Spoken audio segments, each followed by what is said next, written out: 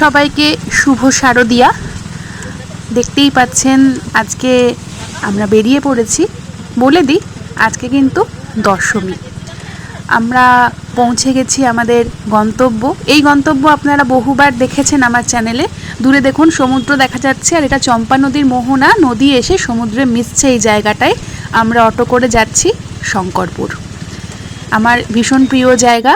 এবার আর পুজোর ছুটিতে বড় কোথাও নয়, শুধু রেস্ট নেওয়ার জন্য এসেছি শঙ্করপুর। আর তার সঙ্গে অবশ্যই একটা নতুন আকর্ষণ আছে, সেটা আপনাদের দেখাবো।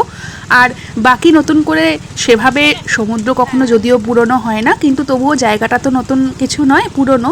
আমার অলরেডি প্লে লিস্টে 2-3 বার শঙ্করপুর আছে, বিভিন্ন আঙ্গিক থেকে দেখানো আছে, অনেক জায়গা দেখানো আছে তার সঙ্গে, এখান থেকে যেগুলো আমরা ঘুরেছি।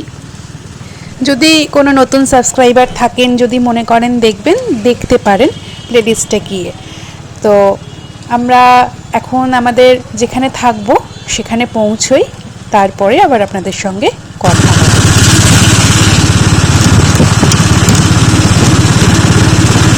ওইটার যে এটা আমাদের মোহনার যে মাছের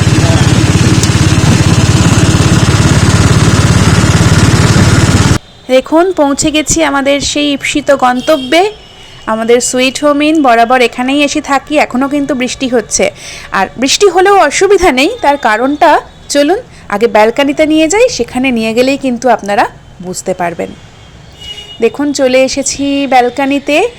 সামনে বিস্তৃত সমুদ্র, বৃষ্টি হোক ঝড় হোক আমরা কিন্তু এখান থেকেই ভীষণ ভালোভাবে সমুদ্র এনজয় করতে পারবো।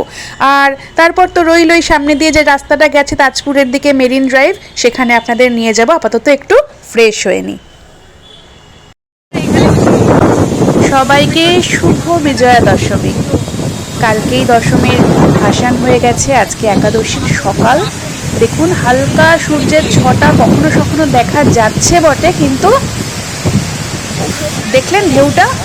এটা কিন্তু আমরা মেরিন ড্রাইভ দিয়ে হাঁটছি, আর অপূর্ব ঢেউ, রাস্তায় ঢেউ এসে উঠে রাস্তা ভিজিয়ে দিয়ে যাচ্ছে। আমরা হাঁটছি তাজপুরের দিকে। ও ও দেখলেন পুরো গায়ের মধ্যে ভিজিয়ে দিয়ে গেল এসে, তবে লাগছে কিন্তু অপূর্ব। তো চলুন যাই তাজপুরের দিকে। হেঁটে হেঁটে আপনাদের এই মেরিন ড্রাইভ দেখাবো বলেই কিন্তু হেঁটে হেঁটে বেরোলাম, নয়তো বৃষ্টি কিন্তু এখনও পড়ছে। আকাশও দেখলে বুঝতেই পারবেন মেঘলা হয়েও রয়েছে, আর অপূর্ব সমুদ্রের স্রোত।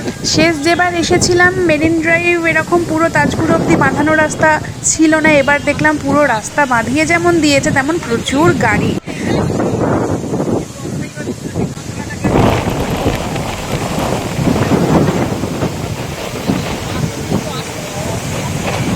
সারাদিন বৃষ্টির পরে সন্ধেবেলায় এখন বৃষ্টি একটু নেই বললেই চলে। খুব মাঝে মাঝে হালকা এক দু গুঁড়ি গুঁড়ি পড়ছে, একটা দুটো গুঁড়ি গায়ে লাগছে। তো চলে এসেছি সমুদ্রের সামনে। অপূর্ব হাওয়া দিচ্ছে, অপূর্ব ওয়েদার। Good morning.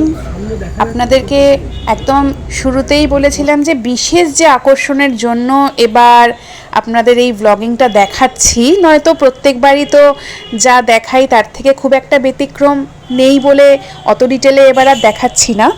তো সেটাই যাচ্ছি আমরা সেই দিকে। একদম ওল্ড দীঘা থেকে আমরা যাচ্ছি নিউ দীঘার রাস্তার দিকে। আর চারপাশের রাস্তার এক্ষুনি ব্যানার চোখে পড়বে আপনাদেরও। আপনারাও কিন্তু অনুমান করতেই পারবেন যে কি দেখতে যাচ্ছি। দূরে সমুদ্র দেখা যাচ্ছে ঝাউবন ভেদ করে। আর এটা কিন্তু আর একটা জিনিসও দেখা যাচ্ছে তার সঙ্গে, বুঝতেই পাচ্ছেন জগন্নাথ দেবের মন্দির দেখতে যাচ্ছি আমরা। বৃষ্টি কিন্তু বেশ ভালো রকম পড়ছে, কিন্তু এটা মাসির বাড়ি, মাসির বাড়িটা পেরোচ্ছি। তো চলুন জগন্নাথ দেবের মন্দিরে যাই। যদিও শুনেছি ওখানে ক্যামেরা অ্যালাউ নয়, মন্দিরের বাইরে অ্যালাউ, ভিতরে অ্যালাউ নয়, তবুও কিছুটা দেখাবো আপনাদের। তো চলুন, বৃষ্টি কোনো বাধাই নয়। সামনেই দেখতে পাচ্ছেন বিশাল গেট, মন্দিরের গেট পেরিয়ে আমরা ঢুকবো। আর ডান দিকে মন্দিরের চূড়াও দেখা যাচ্ছে। এখানেই যতদূর সম্ভব নেমে পড়তে হবে, এরপরে আর ওখানে বোধহয় পার্কিংয়ের ব্যাপার নেই। তো চলুন মন্দিরের সামনে পৌঁছোই। আপাতত বাইরে থেকে একটু মন্দিরটা আপনারা দেখে নিন। সামনেই ডান দিকে পড়বে মন্দির, একটু এগিয়ে গিয়ে জুতো রাখার জায়গা, ওখানে জুতো রেখে এই সামনের লাইন দিয়ে কিন্তু মেইন যে দরজাটা দেখতে পাচ্ছেন এটা দিয়েই ঢুকতে হবে। তবে আমরা এখন ঢুকবো না, আমরা আসবো সন্ধেবেলায়, শুনেছি লাইটিংটা অসাধারণ হয়। চলে এসেছি জগন্নাথ মন্দিরে, বলেছিলাম সন্ধেবেলায় আসবো। খুব যে প্রচণ্ড লাইন সেরকম নয়, আমাদের মোটামুটি 200-250 জনের পিছনে লাইন দিতে হয়েছে, খুব বেশি দেরি হয়নি, লাইন কিন্তু মুভিং।